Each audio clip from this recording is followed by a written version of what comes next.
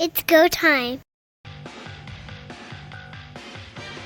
Nathan Rourke struggled in his first game back. Did BC start him too soon? Chad Kelly is allowed to play again, and he does have a lot of off-field work still to do. Chris Jones is once again a coach in the CFL, this time taking over the defense in Hamilton. Edmonton Elks have a new owner, Larry Thompson. What does this mean for the franchise going forward? Welcome to Third Down Gamble with your hosts, Don Charbin and Heath Graham.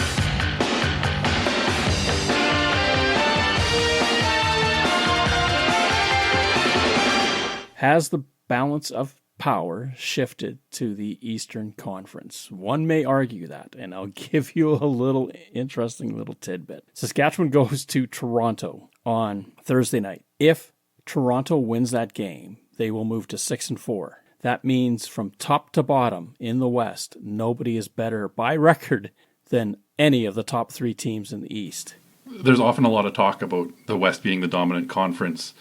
And some years, certainly that is true, but over the last several, there has been real parity between the two. And you look at last year overall standings, Toronto at 16-2. This year, Montreal running away with the East already. The West is tightening up. It's great to see for the parity of the league. And I think in general, you throw away the top and the bottom. So you take out Hamilton's record and you take out Montreal's record. The other 7 teams are really, really tight in the standings and in the total points. So a real competitive season overall, and a lot of surprise games and a lot of great performances by teams that you maybe think were a little bit weaker. Exactly. If you look at the West right now, it's 2.5 wins between the first place team, Saskatchewan, and the last place team, Edmonton. You can't get much better than that when you're 10 games in. That is what you want. Everybody to be involved. In the East, yes, Hamilton isn't also ran right now, but we'll get to them in a little while, and we'll talk more about what their chances are. Montreal clearly running away with it, and they're doing it with a backup quarterback. Davis Alexander has done enough to keep that team in the interim, kept them winning. He has, and just a quick note on the West. We've had 2 weeks in a row now where the top couple of teams in the West lose, the bottom 2 teams win, and that has really bunched things up. And if you look at it overall, Calgary also lost. So you had the 2 teams in 4th and 5th with big wins, and the top 3 with losses. Very, very tight, and it's going to be a really exciting finish. We know there's big games coming up, and a lot of the Labor Day matchups with Edmonton, Calgary playing back-to-back, and of course Winnipeg, Saskatchewan playing back-to-back. I believe Winnipeg, Edmonton also play twice in September as well, so a real key month of September coming up that is going to continue to keep things tight in the West, or perhaps maybe give a little bit of breathing room if a team can go on a bit of a roll. That's exactly right, because as you mentioned, Edmonton and Winnipeg have got back-to-back. Saskatchewan and Winnipeg play twice in that month. BC and Calgary are going after each other. The West is going to be a real kind of mosh pit of who's going to emerge from this unscathed or in control. It makes it exciting. It makes it so much fun to get ready for the back half of the season. Now, technically, we're already there with the number of weeks and the number of games. But traditionally in Canada, Labor Day weekend is viewed as the back half of the season. It is, and I don't want to ignore the East here either. And you've got, in my mind, a bit of a surprise with the Ottawa Redblacks being as well-rounded as they are this season, right there with the Toronto Argonauts. If either of them can gain a little bit of ground on Montreal, it could make things interesting. But the Alouettes right now look a lot like Toronto last year, where they're going to run away with the division and wrap things up well before the end of the season. Montreal could wrap it up right at the end of the month. They've got Ottawa and Toronto back to back. You knock them both off, chances are neither one is going to threaten you beyond that. It's going to be fun. And this is, if you're a schedule maker and if you're a league, two things you want is competitiveness and a storyline going toward the playoffs. You can't ask for anything more. Right now, the Ticats have to get into the mix. That's the biggest thing. Nathan Rourke debuted with the British Columbia Lions on Sunday night against the Winnipeg Blue Bombers and did not look good. To be fair to Rourke, he hasn't played a meaningful game in a couple of seasons. He also faced a defense that's coming together in the Winnipeg Blue Bombers, and he hadn't really worked with that receiving core either. As I mentioned last week, I didn't expect him to start. That announcement came out shortly after we recorded our podcast. I had thought they would keep Jake Dolegala around for another week to give Rourke a chance to settle in and get back up to speed. Nathan Rourke, being the type of person he is, apologized to the fans and the team afterwards for his performance. I give Nathan Rourke a complete pass on this. I don't think an apology was necessary at all. He arrived on Wednesday, had 2 practices with the team, and they threw him out there against a defense that is on the rise and a team that shut the BC Lions out 2 weeks before. It was not a fair assessment of Nathan Rourke's capabilities. I think he will get better, and I don't know if he'll get back to that magic that he had in his first stint with the BC Lions, but he's going to be a very good quarterback in the CFL for years to come. The BC Lions put him in a very tough situation last week. Rourke is 8 of 25 for 126 yards and 2 interceptions against the Blue Bombers. The only touchdown scored by the Lions late in the game, and he's not on the field for it. To be fair to Rourke, I totally agree with you.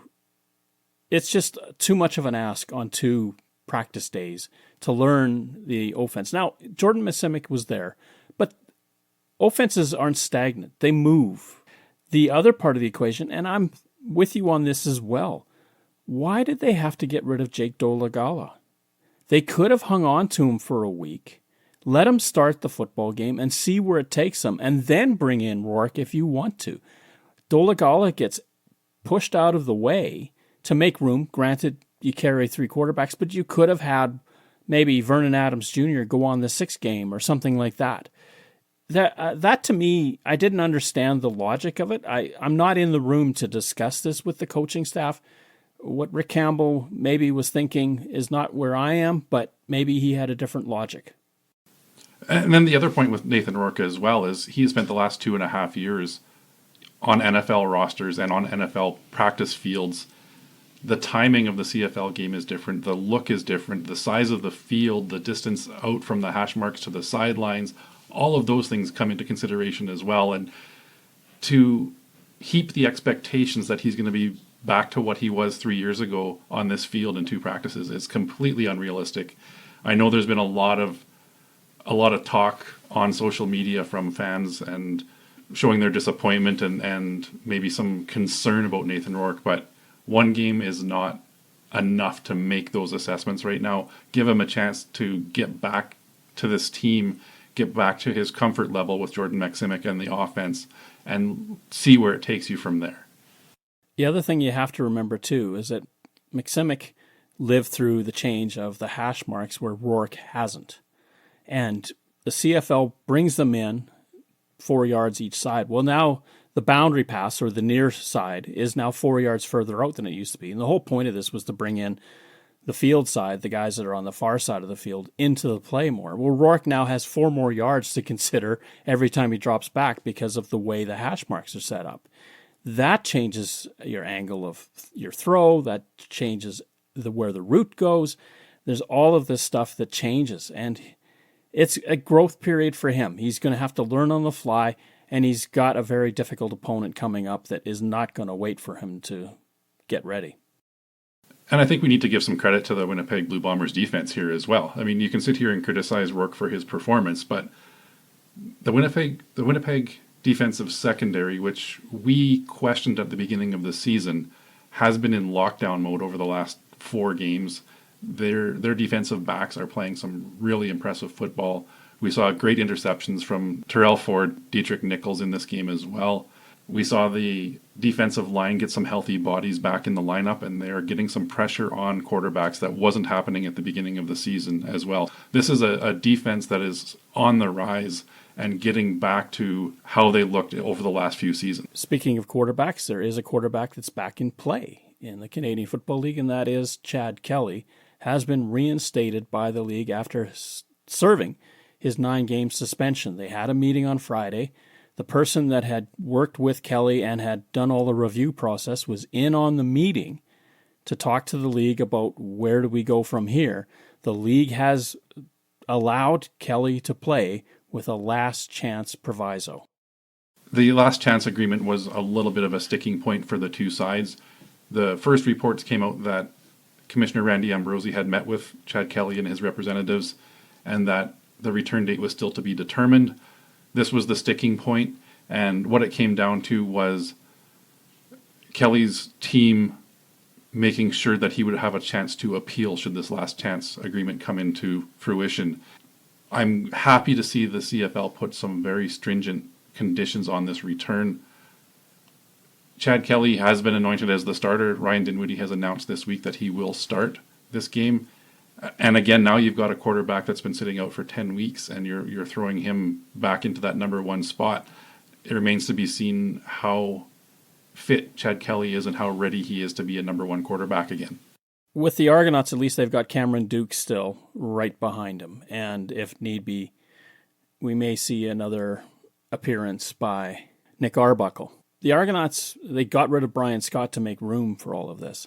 There's been a lot of angst and suspicion about the reinstatement of Chad Kelly, and justifiably so. What he did, by his own admission, was regrettable. Part of the equation now is it's incumbent upon him to grow from that situation, to be a better person. There is a protocol that he has to follow. The mandatory psychological assessments and the counseling sessions that were placed upon him during the suspension carry forward. He has to continue that growth. The CFL now has seen to it that he gets that opportunity. Yes, he can be tossed out on the last chance. He could appeal that.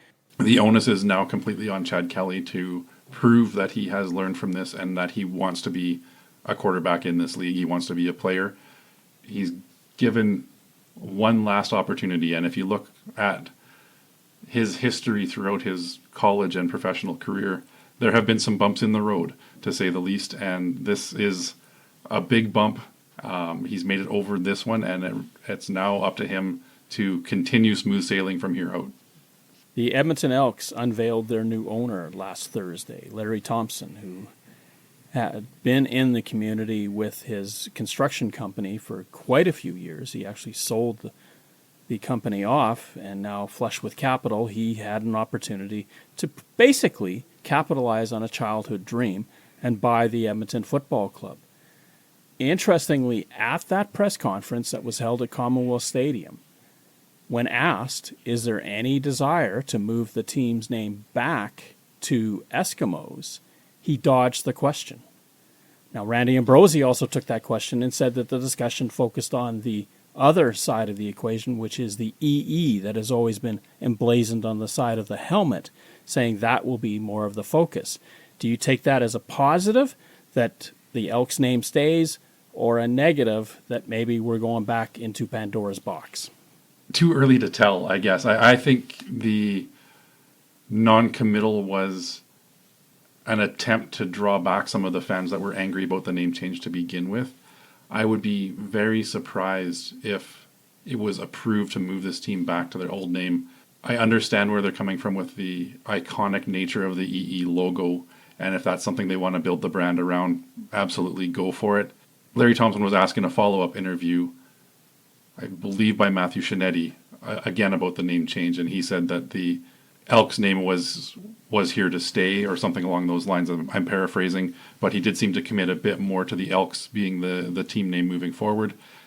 Larry Thompson made his presence felt very quickly. He was on the sidelines in Hamilton for their first game under his ownership, so he's getting out there in the community a little bit more. Very clearly not somebody that's comfortable with a microphone in front of him yet. And I don't give that as a knock against Larry Thompson or his personality at all. I think you'll see more of that develop over time.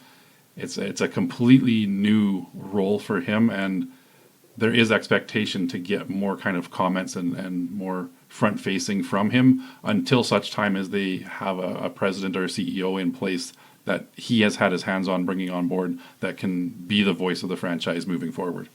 Rick Lauther has done the job in the interim, and he was by his side in Hamilton as well as at that press conference back in Edmonton.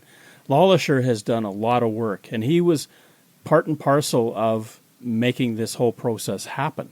And he was also very, I would say, enjoined in the idea of keeping the Elks name.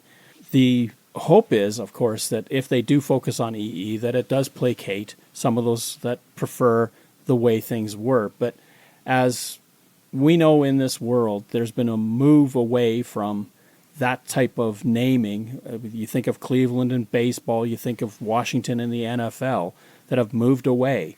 And that has been long fought to get those changes made so that you can have better branding.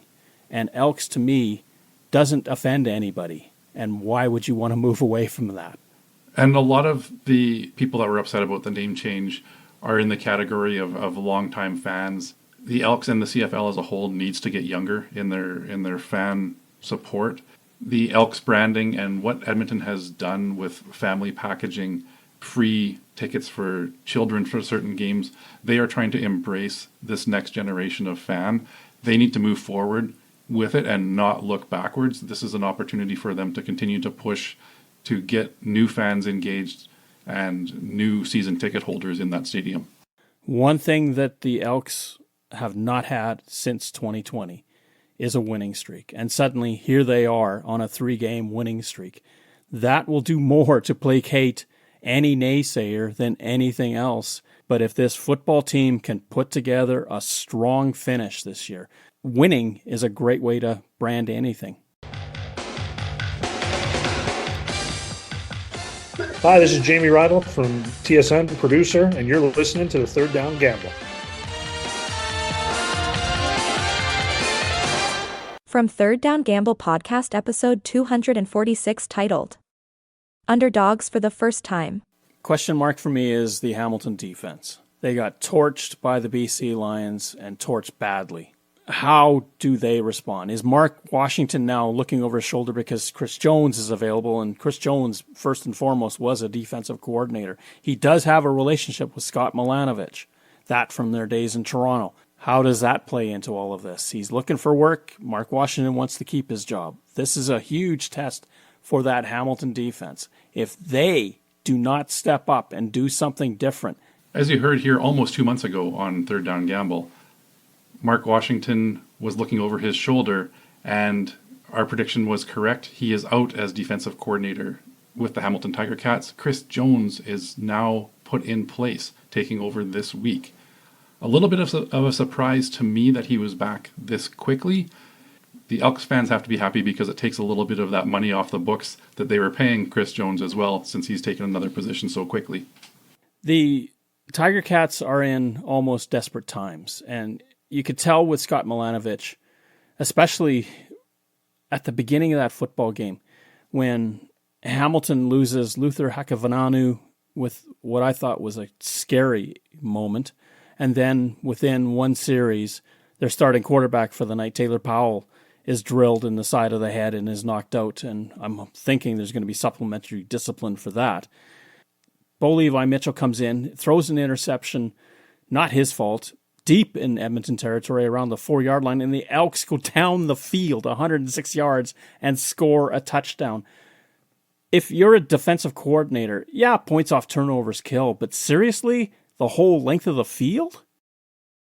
Yeah, often when you think points off turnovers, it's deep in the other territory where you're only working with a 30 or 40-yard field or less to get to the end zone. The fact that Edmonton got that ball and marched all the way down has to be tough to take. And there were numerous turnovers by the Hamilton Tiger Cats that Edmonton turned into touchdowns. I believe they were at least 21 points off of turnovers in this game, and just a breakdown on defense by the Hamilton Tiger Cats. Scott Milanovic over the last couple of weeks has sounded frustrated, and I know this game there was a lot on his mind and the minds of the players given the severity of injuries. It was tough to watch as a fan. I couldn't imagine being on the field and being teammates and seeing those two players get knocked out of the game in the way they were. Obviously, a change needed to be made in Hamilton. They put up some big numbers offensively as far as passing yards and that sort of thing, and the defense is a bit of a weak spot. So Chris Jones comes in, known as a defensive specialist, maybe not a great result as a head coach most recently, but somebody that has been around defenses for much of his career, and we'll see if he can help turn things around. The Tiger Cats defense was at or near or occupying the bottom of all the statistical categories that mattered. And when you're there, you know trouble starts. Now, Washington had the team since 2019. He had them in 2 Grey Cups. But sometimes the messaging just goes nowhere. And it does happen even to the best of coaches.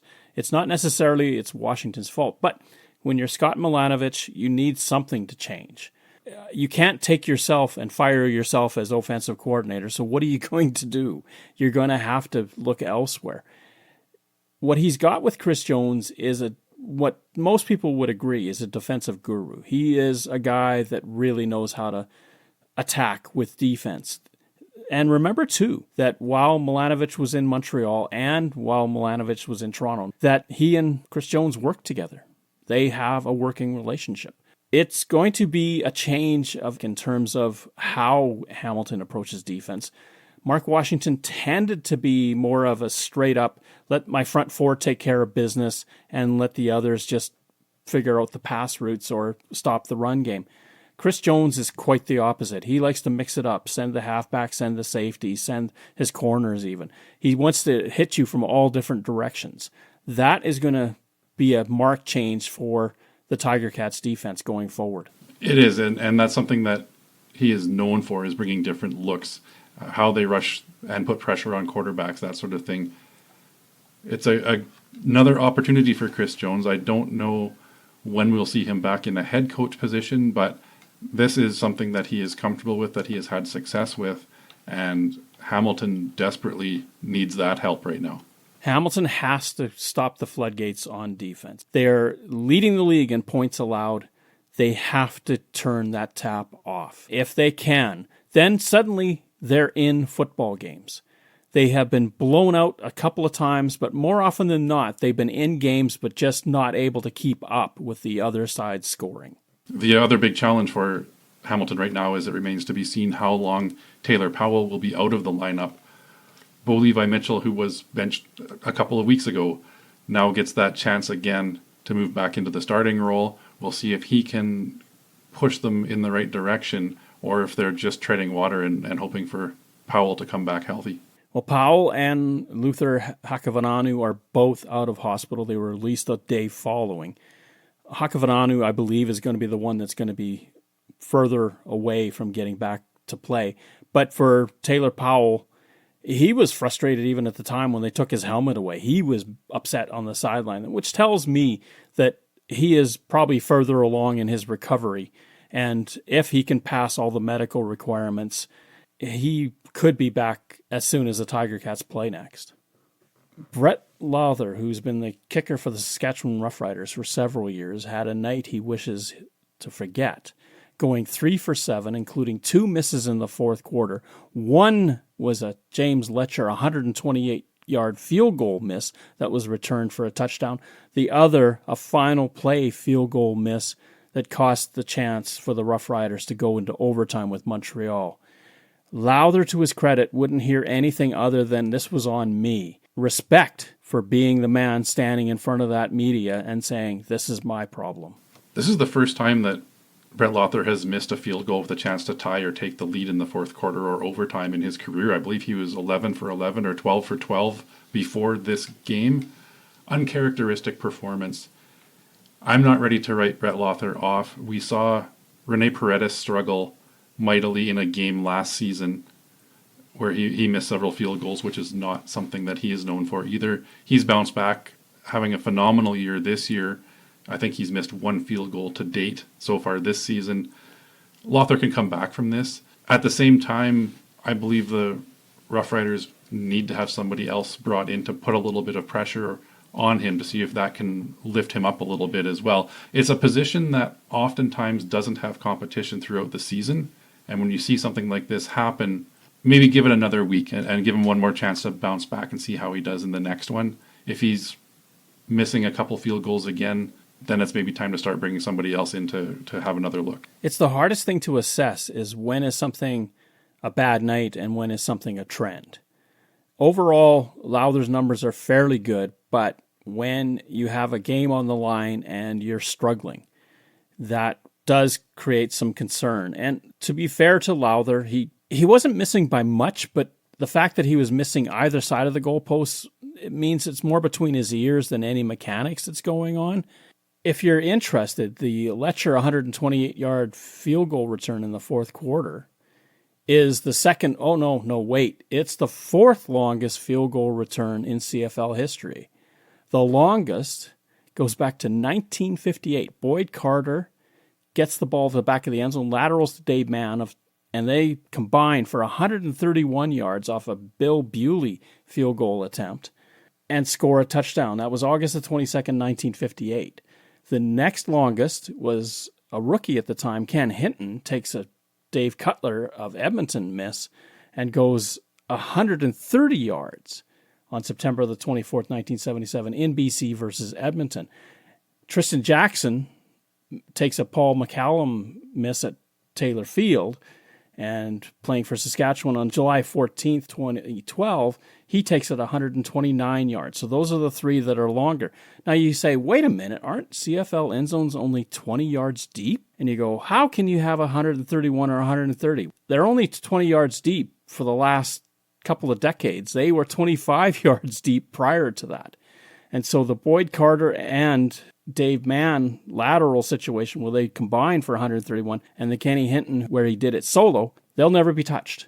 You can't get that far again. Tristan Jackson can be tied. James Letcher came within one step of doing so. Fantastic return by James Letcher, and really that was a turning point in this game. It was a real battle, a great game between Montreal and Saskatchewan. It looked like the Riders might knock Montreal off and give them their second loss of the season, but a game-changing return, and then some late heroics again from Davis Alexander, and this game went the Alouettes' way late in the fourth quarter.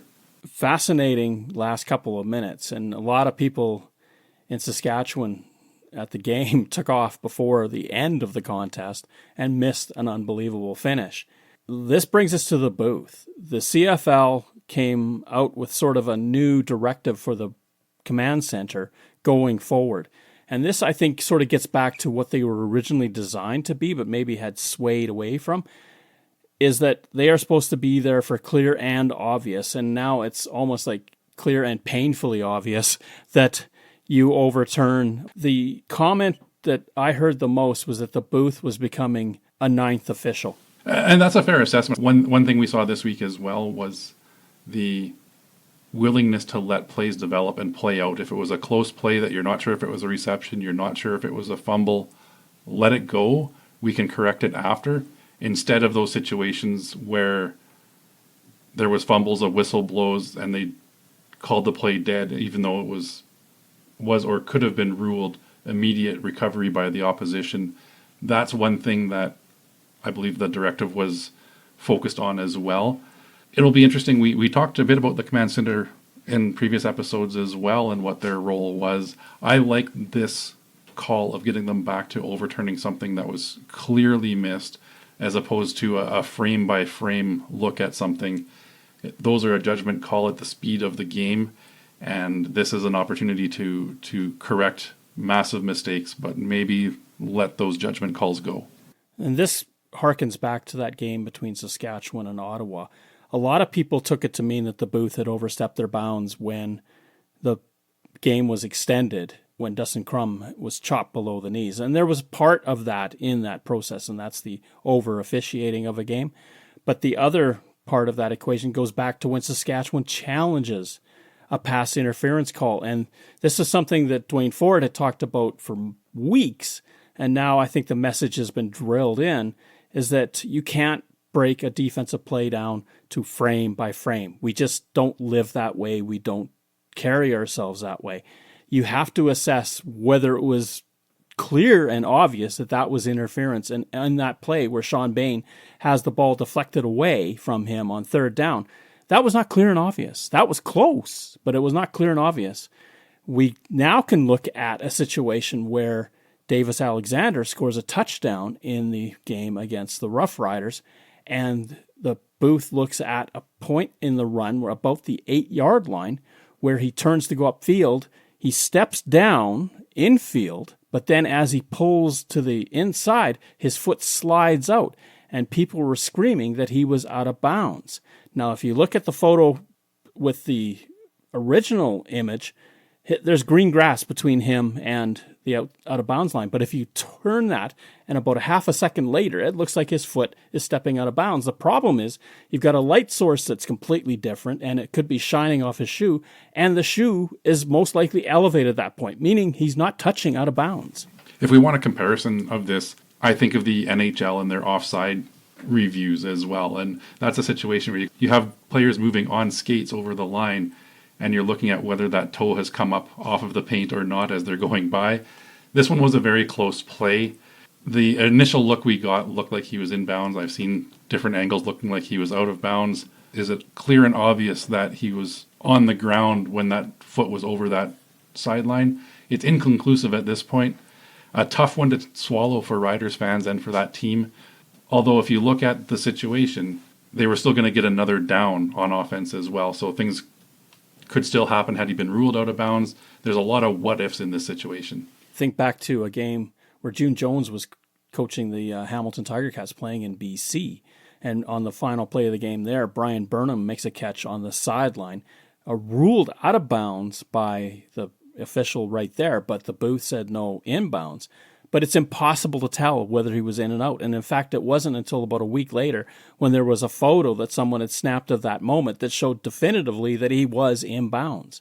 We don't have 16K or 32K televisions yet.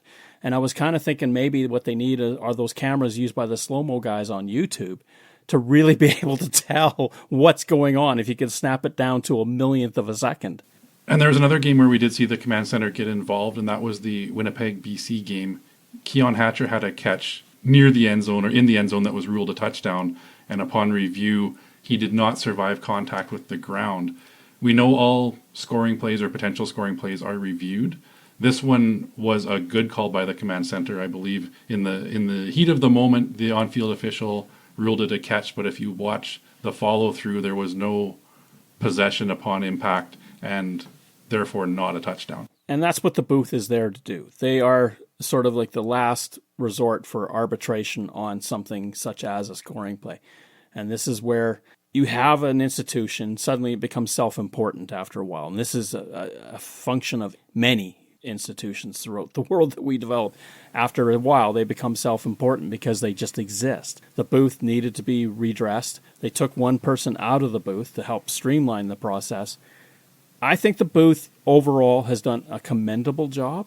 You can argue this way or that way about whether they got this right or that right, but that makes the game fun.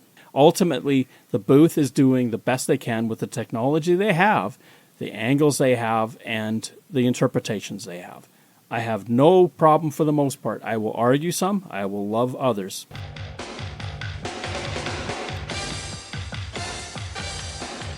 Third down.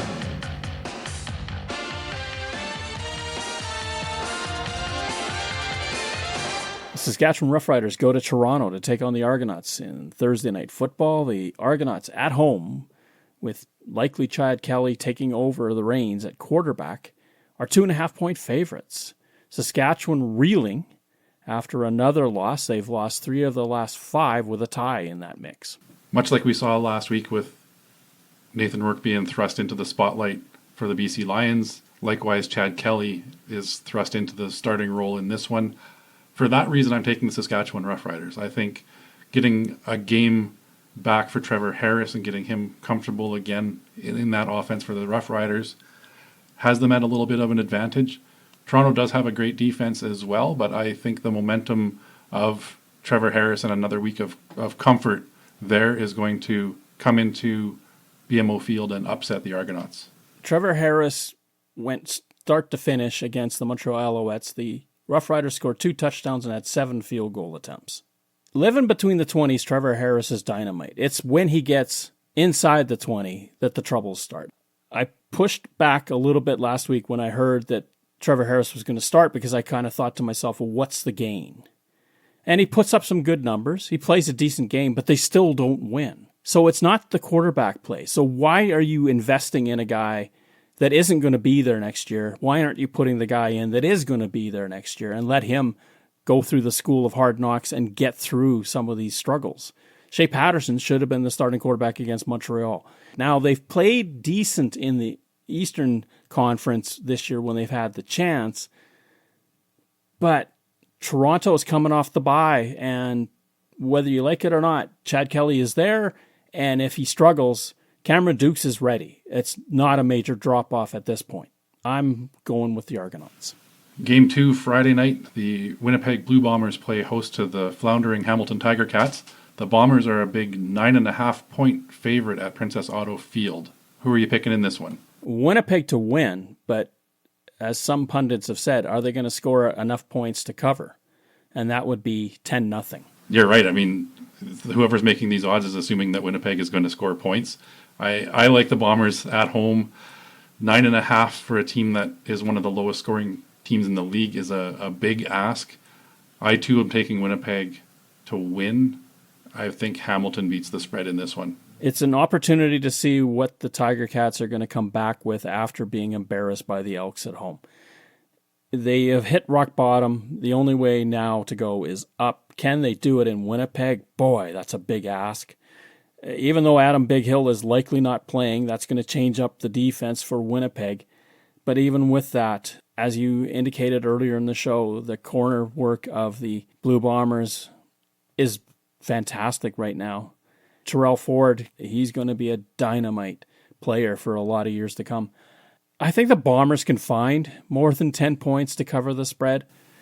One thing to watch in this game too, Winnipeg has started to turn the corner on the giveaways and takeaways. They started the season just awful in ball protection. We're turning it over left and right. We saw Zach Collaros with another interception in this last game, but Winnipeg's defense really stepped up and took the ball away, and that's something that Hamilton has been struggling with as well as those turnovers, those interceptions. We know a couple of those guys in Winnipeg secondary can pick the ball off and look to see that continue this week. Moving to Saturday, and the BC Lions take their show to Ottawa in the first of a back-to-back with the Red Blacks. The Touchdown Pacific follows the following weekend. The Red Blacks at home are minus 1.5. Ottawa, if anything, they have found a way to win. No matter what, they have found a way. One thing we didn't even talk about so far in this episode was the return of Jeremiah Masoli getting his first win in 1,000 days. Great to see him back on the field. He looked healthy, he looked strong, and led that Red Blacks offense. Wonderful to see. I think every fan of the CFL, except maybe Stampeders fans, were happy with the result last week, seeing Jeremiah Masoli lead his team to victory. We now have a full week of Nathan Rourke practicing with the BC Lions.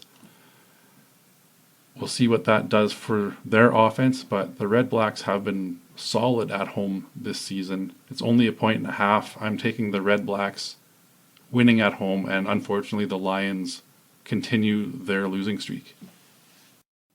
Confidence is a many splendid thing. When you've got it, it's fantastic, and when you don't, it hurts. And right now the BC Lions, 3 losses in a row on the road. They come home, they lose to the Blue Bombers at home. They go back across the country to play another game out east. Ottawa, undefeated at home this year so far, going back to 1978 when an Ottawa team had that kind of success at home. They may be due for a loss, but with Jeremiah Masoli now in the mix and playing well, and let's give him a shout out too. Remember in that final drive against Calgary, they were 1st and 20 with 23 seconds to go. And he found a way to get them across midfield and into field goal range. It's just amazing that a player can find a way to win under those odds. That's why I love Masoli.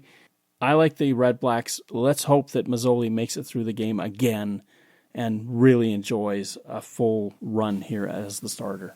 I'm looking forward to seeing him play at home as well. He had the task of going into Calgary last week where the Stampeders hadn't lost at McMahon all season, knocked them off. Now he's going to get that home reception that he deserves. It's going to be a fun one to watch. Other big news this week, outstanding receiver Austin Mack has been cut by the Atlanta Falcons and is back on the Montreal Alouettes roster. They host the red-hot Edmonton Elks this week and are 6.5-point favorites at home. No word yet on the starting quarterback for Montreal. We do know that Cody Fajardo was dressed last week, did not play. Davis Alexander has looked good at the helm. Is 6.5 too much against a hot Elks team? I would say it is, even though you're looking at a 9-1 Alouettes team with getting an outstanding receiver back into their mix. I still think that Edmonton isn't just a shot in the dark, that this is something that they have been sort of waiting for this breakthrough to happen, and now that they've got it, they're going to run with it. The Elks will give Montreal everything they can handle. The 6.5 is a tough one because it doesn't respect the Elks enough. I still think the Alouettes can eke this out, but I like the fact that Edmonton is playing better, that if they manage to get Trey Ford back in the lineup for that football game, that their options exponentiate on offense. They're going to give Montreal a real push, and this one could come down to a last play. So I'm taking the Alouettes, but not to cover. With the serious injury to Tyson Philpott, getting Austin Mack back in this Montreal offense is a huge boost for them. I hope Trey Ford is healthy and back in the lineup in this one too. It didn't look like he was seriously injured a couple of weeks ago, although they did give Bethel Thompson the start last week. It's only a touchdown if you look at a 6.5-point spread. I do think the Alouettes will win at home and cover, but I don't think they're blowing the Elks out of the water. This one is going to be a close game. I do give the Alouettes a touchdown edge.